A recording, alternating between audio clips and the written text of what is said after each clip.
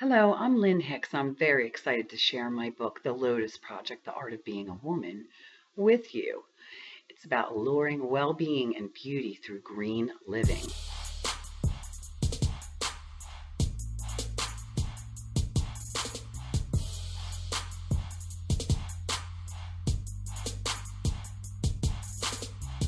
Right. Hi, everyone. Welcome again to AuthorStory. I'm Alexander Lim, your host, and this week I'm interviewing Lyn Hicks, author of the book The Lotus Project, The Art of Being a Woman.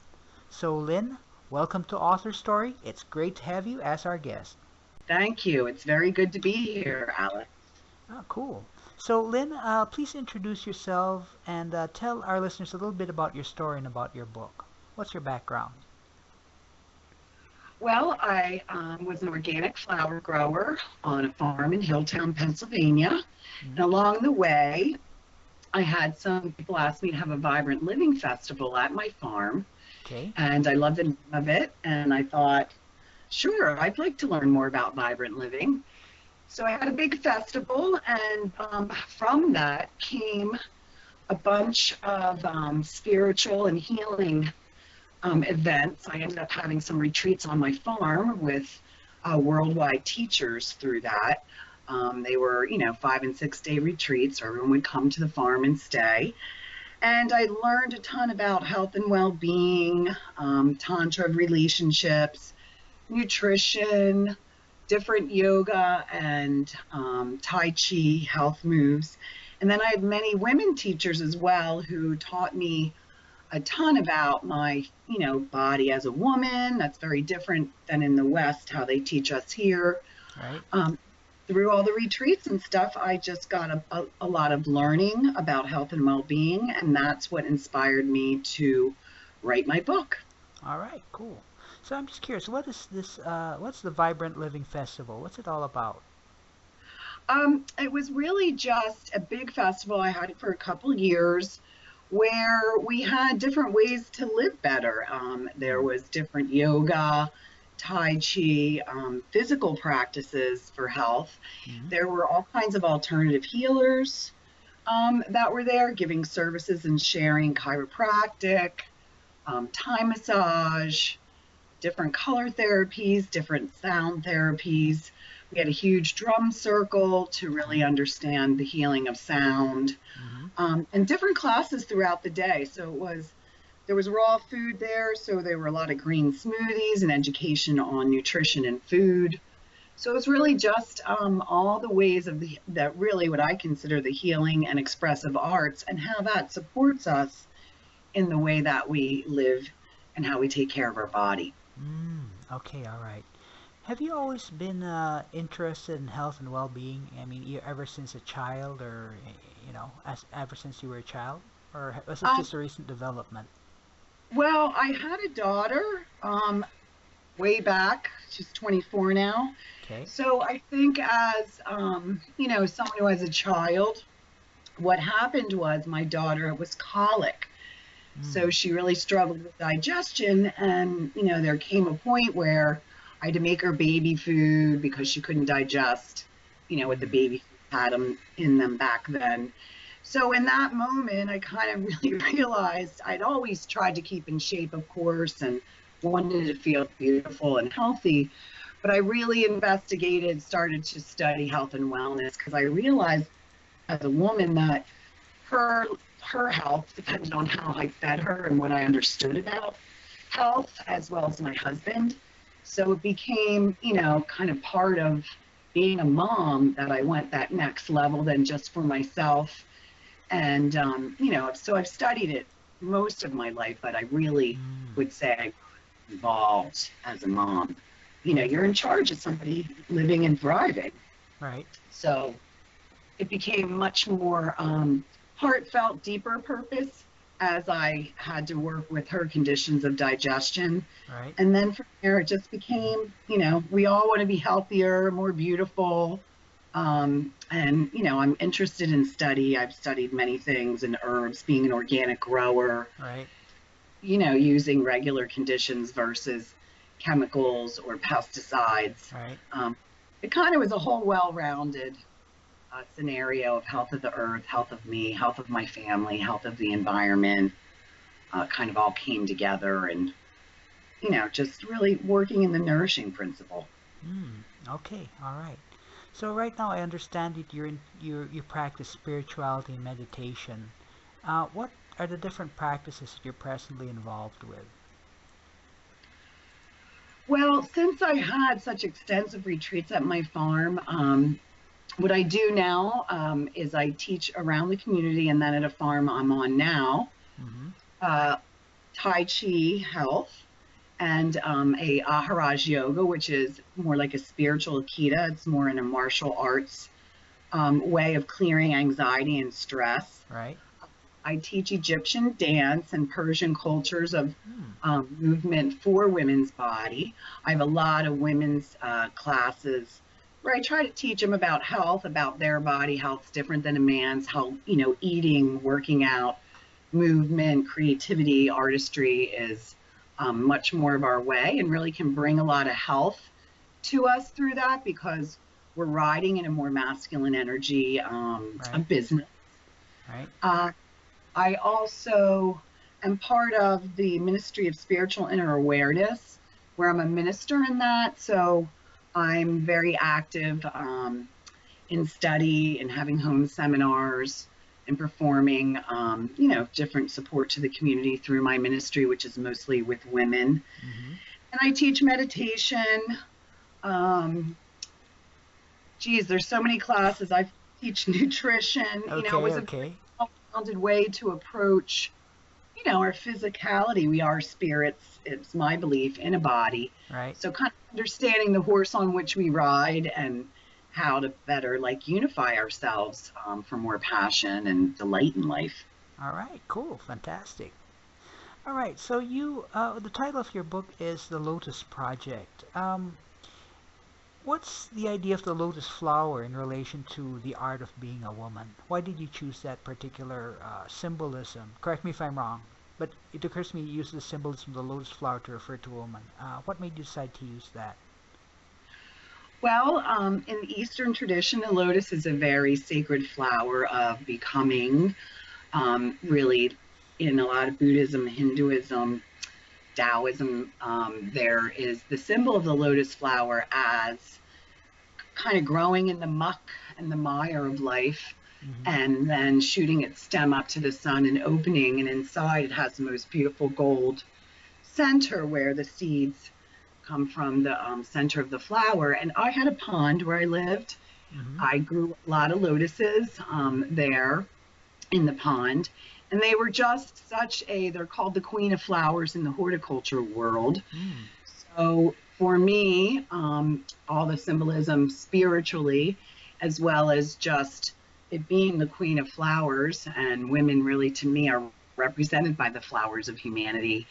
We're that more beautiful Right. peacock side of our species. So I chose that as, women, the lotus being, a project for us to open and become our beauty amidst whatever challenges, roles, whether it's health, family, or community challenges we have.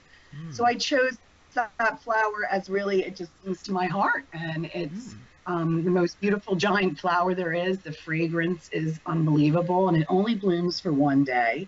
Mm-hmm. So it's kind of spectacular to watch it in its magnificence. And I felt that for me as a woman, to be a lotus flower with other lotus flowers in the pond was Right. very dear to my heart. So that's why I called it that. Oh, okay. That's a very nice symbolism then. I mean, that's pretty good. Okay, cool. So, I read, you mentioned getting onto the subject matter of the book. You mentioned that women can become apathetic and uninspired, and your book kind of addressed that issue. So, if I may ask, what is the main reason that you found that women do become apathetic and uninspired? Because we're trying to be incredible taskmasters in the world. We're trying to be superwoman and do things beyond our physical, mental, emotional capacity. Mm. And a lot of that is because women in traditional roles were much more artists and stayed home and created the home space Mm-hmm. and kind of taught the community and did all the brownies and the Girl Scouts and the schooling things in the community, collecting of canned goods and helping support that way. Right. And as the world's opened up for us, which is absolutely lovely, into us being more in the workforce is run in a more taskmaster way, Uh-huh. and we've had to adapt to that, and that's lovely because we have both masculine and feminine energy in our body. But what's happened with women is they're really riding too much in that adrenal stress that men they love the competition and the power and that type of thing, and their body is designed for that. Mm-hmm. As women, being the light bearers, we kind of have a different role, and instead of switching out of our business set of thinking and doing, we end up using that all day long, and it burns out our physical system because it's just not designed in the same way. Okay. All right. So when did you first become present to this, to this situation about the long-term incompatibility of, how a woman is compared to, this masculine adrenaline kind of world thing? Well, a lot of it had to do with having the Himalayan masters at my farm. I had these women come and teach women's retreats in some of them. And they started to talk about our body and our energy. I learned of masculine and feminine energy through Tantra. Mm-hmm. And, we have both men and women, and just how, we work them in our body, and we're supposed to blend and work with them. And obviously some of us have more natural taskmaster traits. Right. Others are more creative. But it was through the women and just talking about our body and our kidneys and, our womb and things. Women just never hear or discuss our cycle. And we are women. So when we hear this information, when we actually absorb it, you go, makes sense, because it's almost like a no-brainer, really. And Right. You're kind of surprised that you never were educated in that the way we move is different, to negotiate, to collaborate. All of those things take more time. They're not really an efficient system. Mm-hmm. To communicate, to have conversations, to bring two ends together, takes more time than the taskmaster format. Right. And you start to realize, like when you're raising children, when you're in community events, women just have a sweeter way about them in the way that they do most everything. And we all know men and women, have the same task. They would approach it completely different. Right. And as I heard all of this and thought of my own life and my body, and what women desire is to be slower moving, to make pretty meals, their houses are nice, they like scents, they like, prettiness. And you start to realize that there's a purpose to this. It's not just a frivolous, when I get time, Right. I get to sit down. And you realize that it's for your health. And as I did it more and more, and did these practices that kind of seemed a little bit frivolous and silly to me at first, because we're all so busy, Mm-hmm. I started to feel my body shift into a more relaxed state and get rid of that panic of which we're all riding in, like, oh my gosh, hurry up, I'm behind, blah, blah, blah. Right. Gotta get this next deadline and all that stuff. Yeah, and it's we're all stressed, men and women. But it's much more crucial for a woman's body because it's just not designed for that. So we are having a higher health crisis with our wombs, our breasts, and our hearts, and our thyroids. And there's not many women who don't have issues in those areas. And they're the areas of the more parasympathetic, relaxed movement that's going on. And so it's not just in a mental, creative, artistic, I want to enjoy life, but in a physical way. Right. Our bodies are built differently. Okay. And how differently is, say, a feminine body different from, say, a masculine body? Well, I think it's obvious, a bunch of the things. Well, other than the physical, I mean, the physical's obvious. Yeah, and it's kind of funny that medicine hasn't really addressed us that way Hmm. for quite a while. In the ancient cultures, it was very clear that a woman's body and a man's body was very different, and how they treated them were different. But in our Western culture, it's most of the studies and the science, it's changing now, has been done on a man's body, and they've just applied that to our physicality, which we have different hormones that run through our body, so that creates different emotional states. A woman's body has a larger emotional brain than a man, and they're more receptive. And if you were to put a little boy and a little girl next to each other, the little girl would be more interested in, calm and coloring and wanting to please, whereas a little boy would just be running around, you know, playing, doing things, not as Right. concerned to like follow suit, Mm-hmm. shall we call it. And it's all good. It's not like one's good or bad. It's just that they're very apparent. And women like to chat more. They're emotionally different. Often in the old traditions, spiritually, women were the ones that hold the community, that Mm-hmm. kind of keep that bigger group together, whether it be the family, whether it be the community. Um, and we just have a sixth sense of empathic nature that men have as well, but women being birthing the children and birthing humanity, we sense on a level different, that's more of a feeling nature than a thinking nature. Right. Um, so, we can go into a room and go it's not even a thinking, it's just that person's sick, that one needs help, that person's happy. And it's just, we sense people in a completely different way. Because of our connection to have children, you have to be able to sense them. They can't talk, Mm-hmm. they're crying. You have to be able to figure out what's going on with them. And that really involves a sixth sense that's just part of, being the life bearers. Right. Right. Okay. Cool. Well, that's that's definitely interesting, and it's definitely not conventional thinking.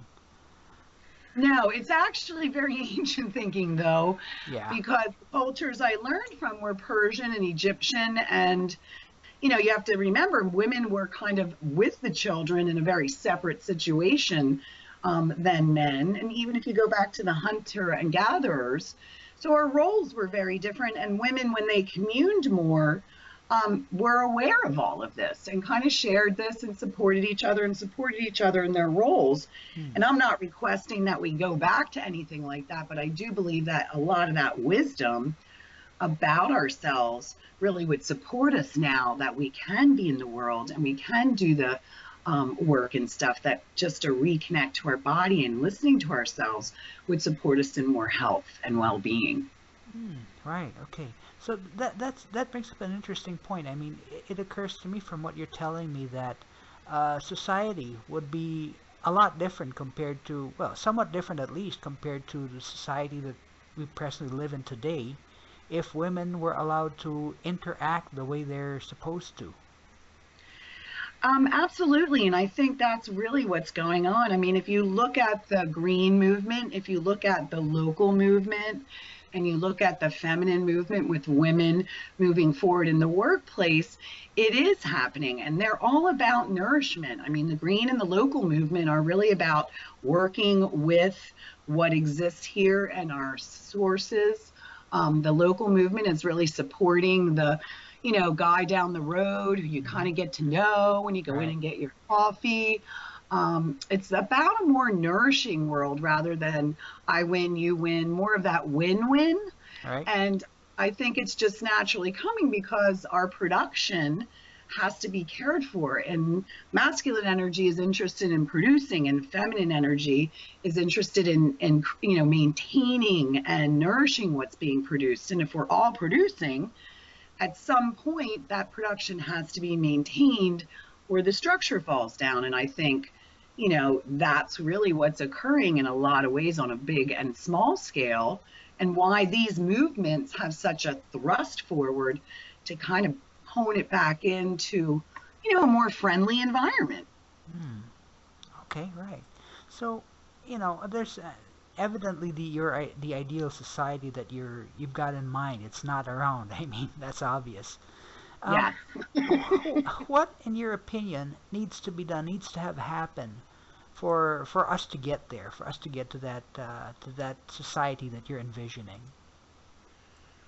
Well, I think it's just that we all need to understand that nourishment is really what helps everything thrive. I mean, even on a grower level, if I don't water my plants, they're not going to grow. And I think self-nourishment for all of us, men and women, nourishment of our smaller groups of our family, our community, our immediate families, the larger community, and then just nourishing of all the things that we're doing here. And I think there's a call for both men and women with the intense amount of stress, the intense amount of doing, that, we're all kind of overrun.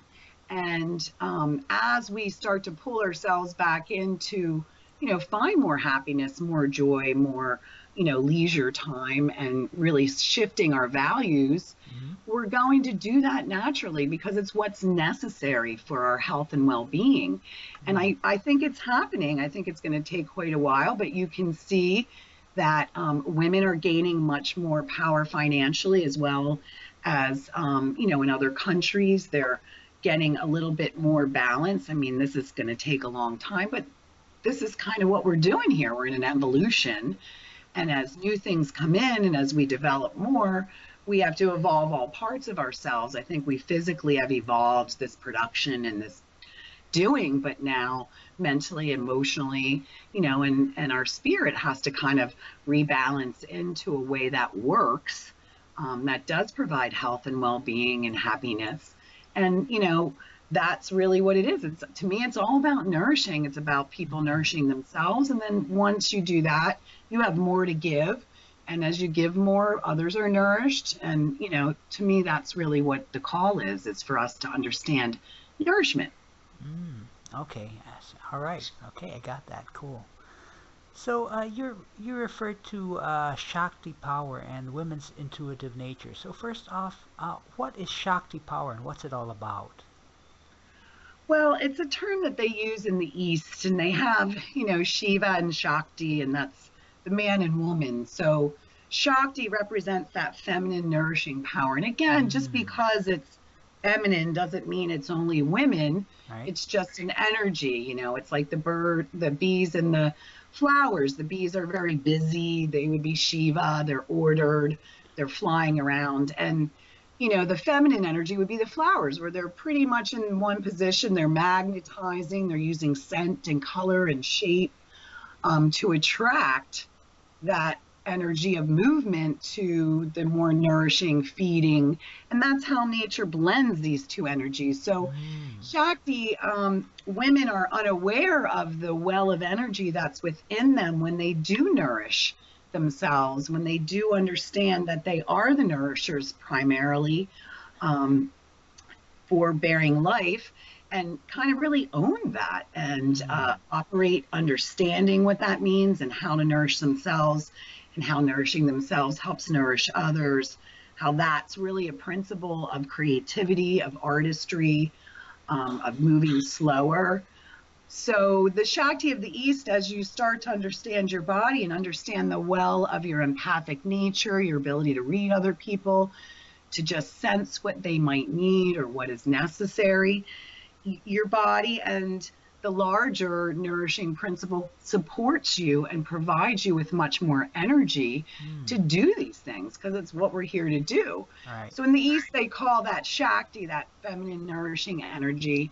And it's very much connected to our life-bearing, our empathic nature, what we could call our sixth sense, right, that we have and we're using. It's just that it can be developed and used and cultivated more by understanding that part of our world, of the womanhood, which, really most women, they're competing with men. They're trying to be men. We find ourselves acting like men, and right. it's very different than when you get a bunch of girls together. Oh yeah, what definitely. they're doing. Right. Okay. That's cool. So, Lyn, what inspired you to write this book?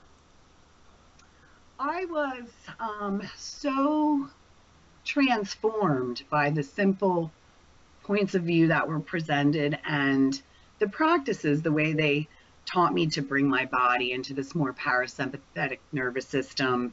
The small things that they required, said, hey, well, why don't you try this? Why don't you try this? And I'm one of those perennial students. So I checked it out. And a lot of my belief systems kind of went against taking my time or really appreciating eating or really appreciating the artistry of any task I was doing, because we're in a hurry. So it's very hard to be creative when you're in a hurry.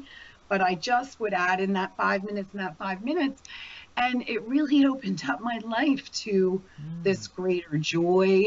Things became more magical. I felt more grounded in myself. I felt more comfortable personally.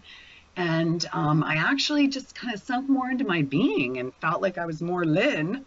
And in doing that and realizing, wow, this is really simple stuff. And we are women, so our body naturally thrives on this. It's not like I have to think about it. Once I started doing the things, my body took over, because it has an innate health system and it's going to want to do what's healthy. So that was really what inspired me, my own transformation. Nice, cool. So Lyn, authors who write nonfiction books, they sometimes go on a journey as they do so. Like, for example, like before they start a book, they think one way, and after they go through the process and the book's out, they think another way about something. Has working on this book done that for you? It hasn't changed the way I think about it. If anything, I've become more solid in it. And as I read and I pick it up and read it, I go, oh my gosh, yes, I realize the power of what I learned and what I teach, and that it really is important. So I've transformed in that it's more important than I thought when I wrote it. Okay. But I changed from, it in a different way. It's just grounded more in me. Right. Okay. Well, it's fantastic. So I suppose it's helped you out in your when you coach other people then. Absolutely. It's and it's an experience. I mean, we're here to have an experience on Earth. So I think we all grow and learn from the things that we experience, and then we're true teachers, because it's part of what has made us who we are. And it's very easy to share things that you've experienced with others, and then energetically to inspire and infect them, because it's very authentic, it's very real, it's what you've been taught by life. Right. Okay, cool. It's fantastic. It's a fantastic insight right there. So Lyn, let's say you met up with someone who has absolutely no idea of, the nurturing or the feminine aspect or Shakti power or anything like that. It could be a man, could be a woman. And you had only time to tell him or her one thing, the most important thing about the art of being a woman. What is it that you would tell that person? I would tell them to nourish themselves more, to make a list of things that make them feel good, like large things and small things. And then to every single day do something, whether it was something small, like take an extra 5 minutes to have a cup of tea, or to read your newspaper, whatever that would be for you as a man. And then the larger things that maybe take you an hour, or your hobbies, or things that really relax and nourish you. And I would inspire them to do something every day that they are actually caring for their well-being and their spirit in a way that sings their heart, not in a way that someone told them, but in a way that they feel like, this is life. Okay. In other words, it's more like something from within, rather than, this is how it should be.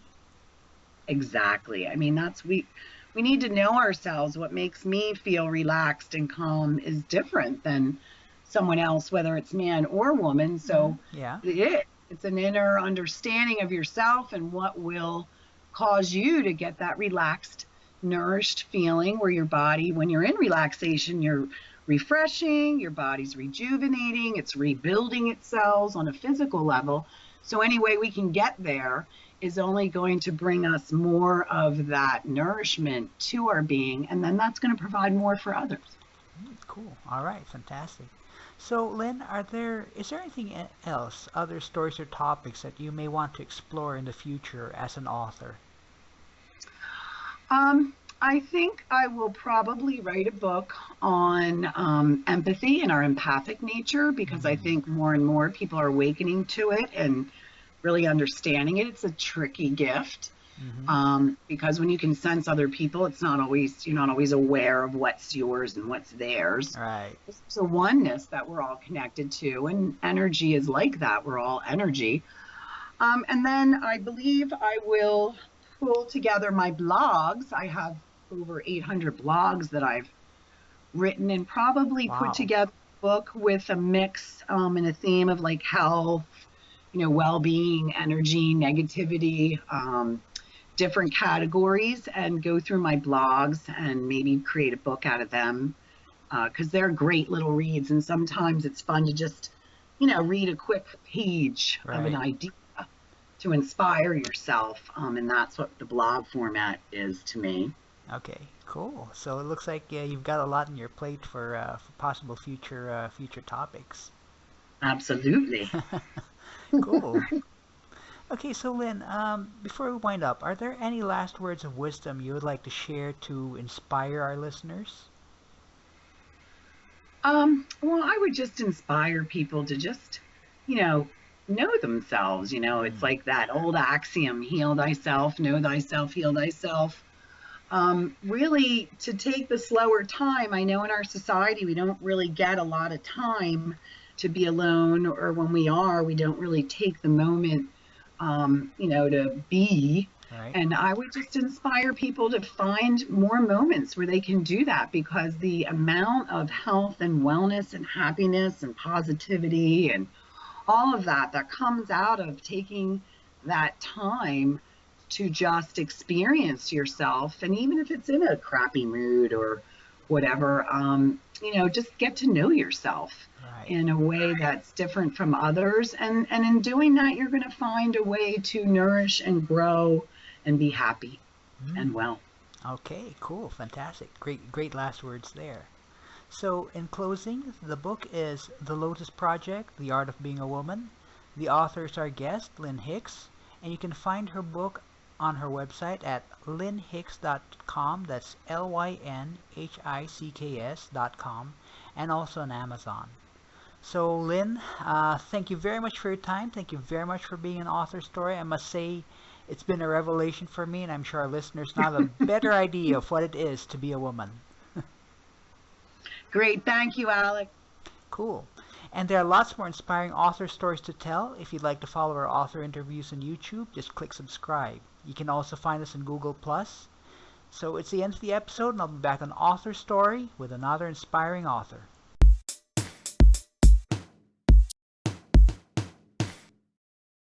So I invite you to purchase the book. It's on Amazon, Barnes and Noble, or at my site, lotusprojectbook.com. And I think you'll enjoy the simple, easy, graceful journey in learning about yourself and learning to really heal yourself through understanding the art of being a woman. Thank you.